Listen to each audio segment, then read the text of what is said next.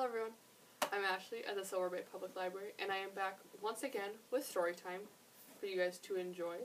I have a couple fun stories for you today, and as you can see I have some cute little stuffed animals once again that have decided to come and join us. Our first story of the day is going to be Yikes! In 7 Wild Adventures, Who Would You Be? By Allison Lester. All of our books today are kind of adventurous ones, which I thought might be a fun change of pace. So, how about we just dive right in?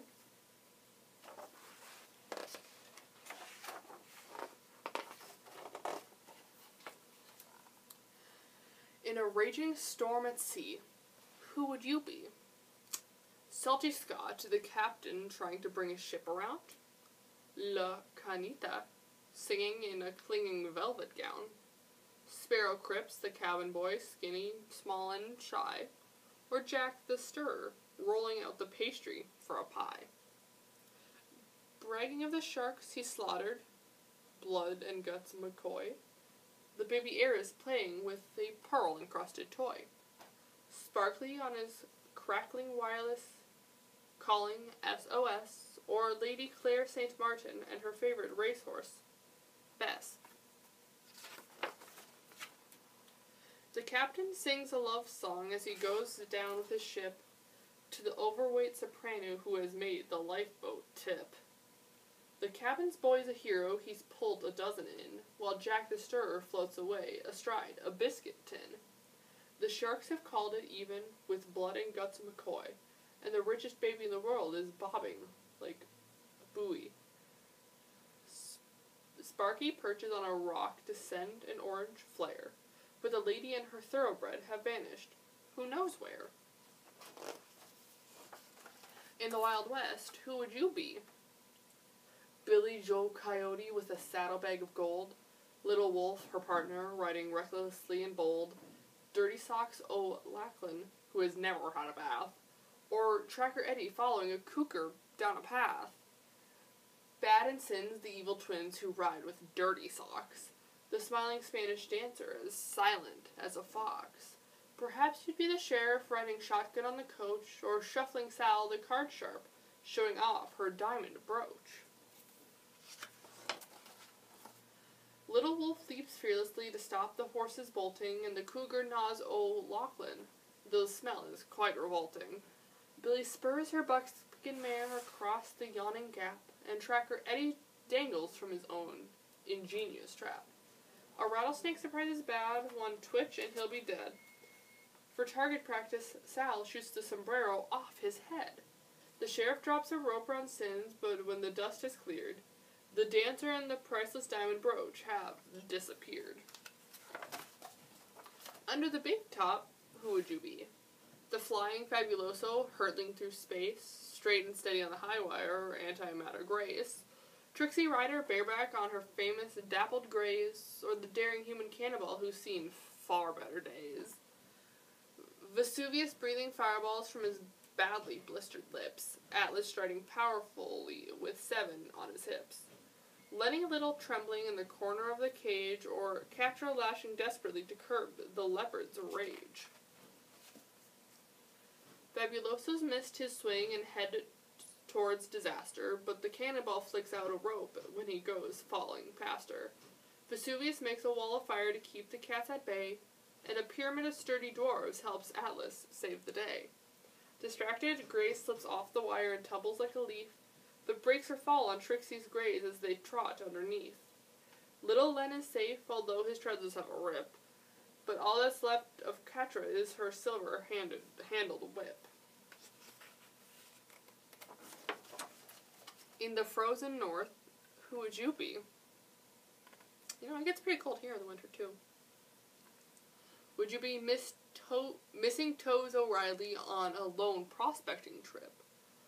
Annie Black, the cowgirl, and your baby brother Pip? Shifty Jackson racing with a meager load of pelts? Or Willie, keen to beat him home before the crossing melts?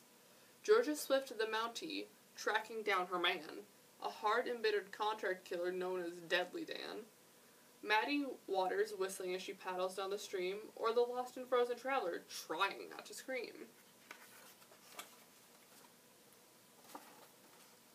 traveler sees a friendly light, he stumbles down, drawn and grim, up to O'Reilly's campfire, but the wolves are closing in. Deadly Dan lines up his man and starts to squeeze the trigger, but George's headlock brings him down. She's faster and much bigger. As Willie crashes through the ice, his huskies race ahead, but Maddie drags him out before he's frozen, blue and dead. Annie grabs a burning branch to drive away the pack. And Shifty Jackson's gone, although his laughter echoes back. Beyond the Milky Way, who would you be? Commander Sarah Stardust out to save the human race, riptide with his lifeline broken, spinning off in space. Space Patroller 99 returning to the dock, or Professor Fuzzy Logic with a strangely ticking rock. UR2 the robot rocking robo-quads to sleep. Evil Lord Soupy-Paloop emerging from the deep. The Master of the Aliens advancing with his horde, or the transgalactic bus conductor, Carburetto Claude. 99 is decimating aliens with her laser. Stardust fights beside her with a parabolic phaser, while UR2's extending arm locks to the mothership. His human-sensing safety line locates and rescues Rip. Claude tumbles off the space bus in a shower of meteors, to be ambushed by Soupy-Paloop and forced between his jaws. The rock explodes and drives the aliens back to outer space. Fuzzy Logic threw it, and now he's gone, without a trace. In the steaming jungle, who would you be? Princess Sweet Bananas wearing hand-embroidered silk, Little Toot, her brother, with the sugar, tea, and milk, Jamshed riding Trunky through the rushing mountain stream, or Lily Pot, the painter, in a Technicolor dream. The leader of the bandits with a knife between his teeth, playing on his magic flute, the Cobra Charmer, Keith. Alibaba, the jewel thief, sneaking off with Lily's gold, or the animal photographer wondering why his back feels cold.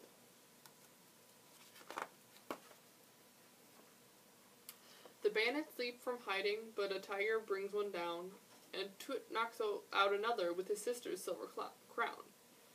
Trunky plucks bananas from the wildly swinging bridge, and Alibaba the jewel thief meets a python on the ridge.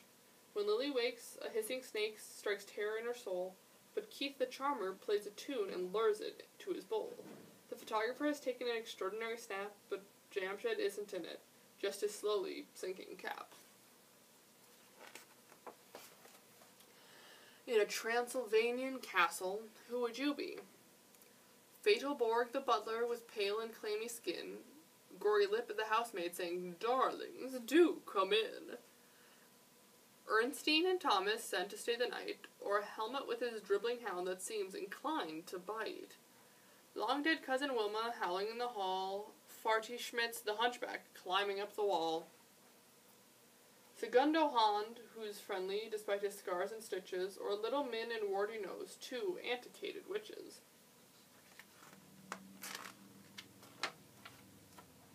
When Fatal Borg reveals his fangs and threatens to attack, young Ernestine whips out her cross and sends him reeling back.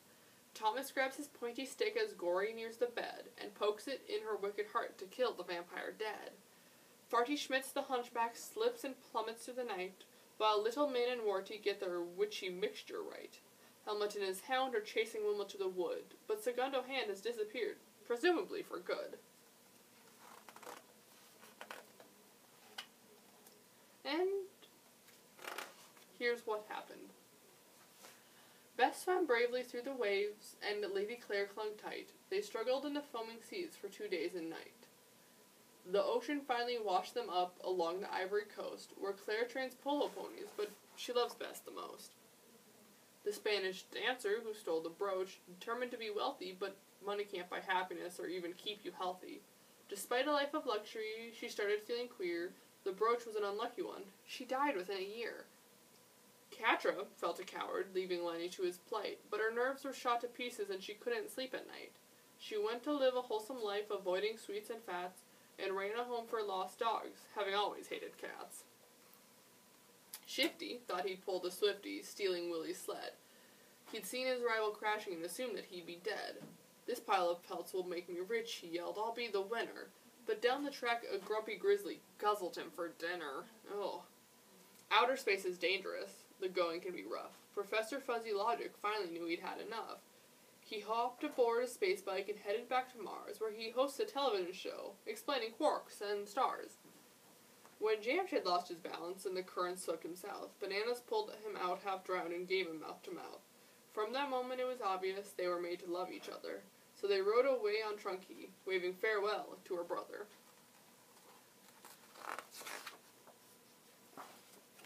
Segundo, as it happened, was a most unusual man. He could take out both his eyeballs and disconnect his hands. He left the haunted castle where everyone was mean and became the greatest conjurer the world has ever seen. The end. And that was the story of 7 very wacky adventures. Next, while still kind of adventurous, we're going to take a turn and read a book called The Fort. Can a Pirate and a Prince Learn to Share? By Laura Perdue and illustrated by Adelina Lirius. This book is actually a new one we just got into the library, so we have a few new books, so you should totally come in and check them out. But let us jump right in. As the prince strutted toward his castle, he daydreamed about the royal feast he was planning.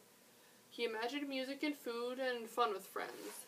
But when he crossed over the moat to begin decorating, the prince discovered that the castle was not at all as he'd left it. What's this? A useless treasure map scribbled on my invitation? The prince paced around the great hall and stepped on an eye patch. Oh no, a pirate has invaded my castle. The prince tidied up and rid the castle of all things pirate. He wasn't about to let a rotten pirate keep him from hosting his royal feast. The next day, as the pirate paraded toward her ship, she daydreamed about the swashbuckling voyage she was charting. She imagined overflowing treasure chests and adventures on the high seas. But when she walked up the gangway to ready the ship, the pirate discovered that someone else had been aboard. Arg! An invitation to a silly feast written on my treasure map? The pirate clomped around the galley and tripped on a crown. Shiver me timbers, a prince has raided my ship. The pirate swabbed the decks and rid the ship of all things royal. She wasn't about to let a pompous prince keep her from sailing away to find treasure. The prince returned the next morning, only to find that once again his castle was not at all as he had left it. That dreadful pirate has made a mess of everything, he cried. Later that afternoon, the pirate discovered that yet again someone had been aboard her ship. That puffed-up prince came back, she bellowed. When the prince arrived at his castle on the day of the royal feast, he yanked the tablecloth off the flagpole and smoothed it down on the tabletop. Then he heard a voice outside. A pirate voice, singing a sea chanty. Blow me down, the pirate hollered. What are you doing on my ship? Nonsense. This is my castle, and if you don't stay out, I will put you in the dungeon, declared the prince. He stomped onto the drawbridge to defend the castle. The pirate seized her sword from him to stop the mutiny. Never, I will not abandon my ship. If you don't leave, I will make you walk the gangplank. You can't. I'm planning a royal feast for friends. The prince waved the invitation. No pirates allowed. The pirate grabbed the paper. And I am going on an adventure in search of buried treasure. No royalty allowed. Who wants to live on a stinky ship anyway, shouted the prince. I'd rather go to the moon.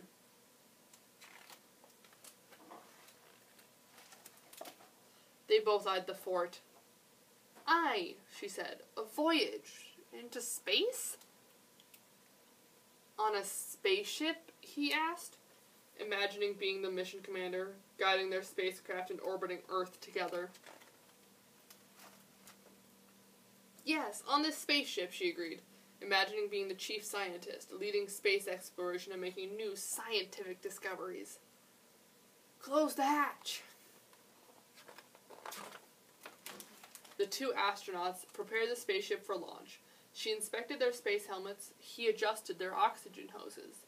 She tested the robotic arm. He studied the mission instructions.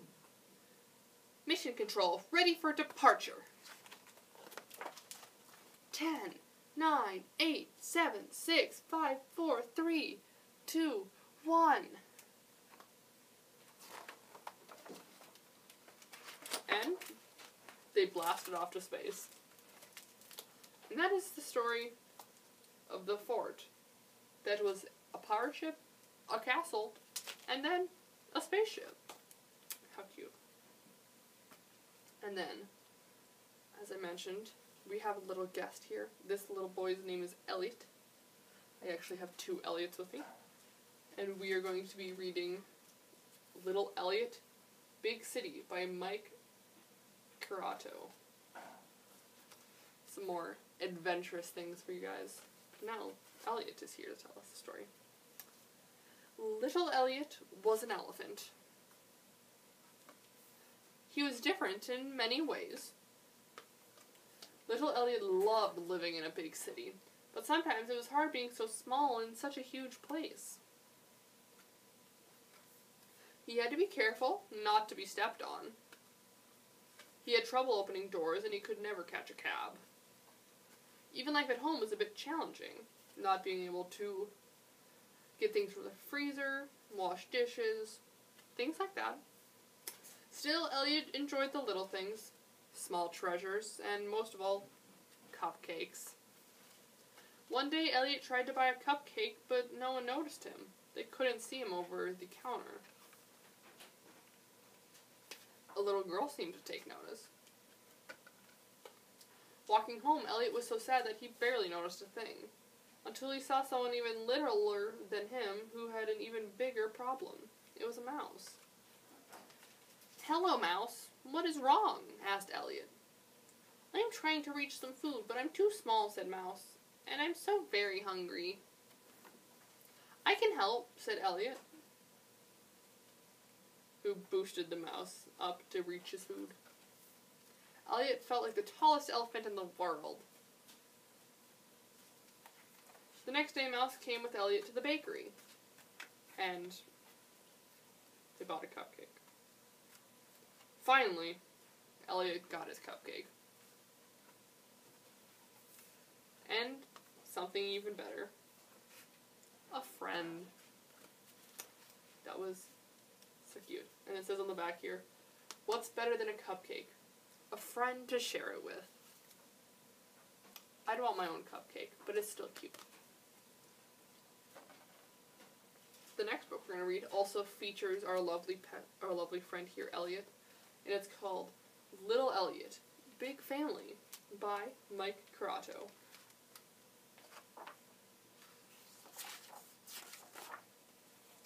Alright. Little Elliott woke up to a bright winter day. "Good morning, Mouse," said Elliott. "Morning, Elliott," said Mouse. "Today is my family reunion. I can't wait for my grandmother's cheese chowder." "I hope Grandma made an extra large batch. I have to share with my parents, grandparents, 15 brothers, 19 sisters, 25 aunts, 27 uncles, and 147 cousins." Mouse thought for a moment. "At least I think that's right. It's very hard to keep track." "I'd better go," said Mouse. "I don't want to be late." "Have a good time," said Elliott, and with a wave, Mouse was off.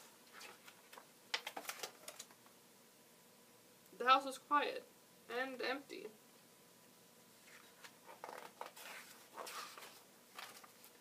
Elliott decided to take a walk. He saw many families. Brothers played in the streets, mothers read to their sons. Fathers took their daughters to the park, and sisters shared treats and secrets. Grandmothers sang to babies while uncles gave advice. Cousins skated together. Some even did tricks. Elliott wondered what it would be like to have 147 cousins, or even just one. It was getting cold, so Elliott decided to see a movie. The theater was big and dark, and empty. Elliott missed Mouse. Oh, he was watching a movie about a family of elephants. But anyway, Elliott missed Mouse. When Elliott left the theater, he discovered that everything was blanketed in white. The snow fell and the wind blew. Elliott could hear his name. Was it the wind? No, it was Mouse. I missed you, said Mouse. I missed you too, said Elliott. Let's get out of the cold, said Mouse. I know somewhere we can go. Mouse's family gave Elliott a warm welcome. Come, have some cheese chowder, said Mouse's grandmother. The party went on for hours. Elliott had a wonderful time. At the end of the day, Mouse counted the whole family again. And added one more. Because Elliott was a part of the family. Adorable. And that was Big Family. And our last book was also going to feature our friends here, Elliott. Or, well, I guess these are both Elliott. Nevertheless. Little Elliott, Big Fun by Mike Corrado.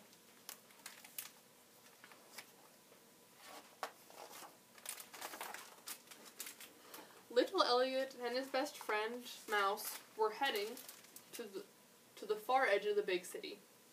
You will love the boardwalk, said Mouse. I go every year with my family. Will there be treats? Asked Elliott. Oh yes, said Mouse. Ice cream and cotton candy and popcorn, and there are shows and games and lots of rides. Stay close, said Mouse. Would you like to ride the water chute? Asked Mouse. Too wet, said Elliott. What if I fall out of the boat? I can't swim. What about the swings or the giant roulette wheel? Asked Mouse. Too dizzy, said Elliott. How about the roller coaster, said Mouse. It's my favorite. Too fast, said Elliott. I think it's time for a treat, said Elliott. It looks like a bird ate his ice cream. And he tried to get a clown, or a balloon from a clown. But it flew away. Wait, Elliott, Mouse shouted. Elliott was too frightened to stop. So he ran. And ran. And ran. Elliott was not having fun. Elliott couldn't run anymore. Mouse finally found him. Poor Elliott, said Mouse. I think it's time for a break.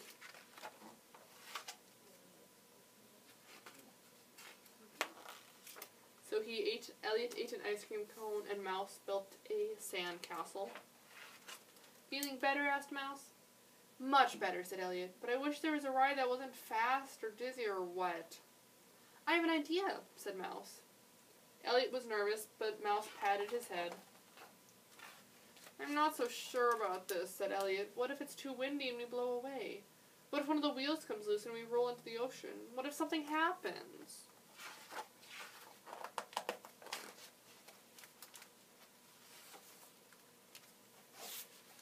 Don't know what that is. Everything is okay, said Mouse. I am right here. Elliott slowly uncovered his eyes and peeked out. Wow, he said. And there was a beautiful view from the top of the Ferris wheel.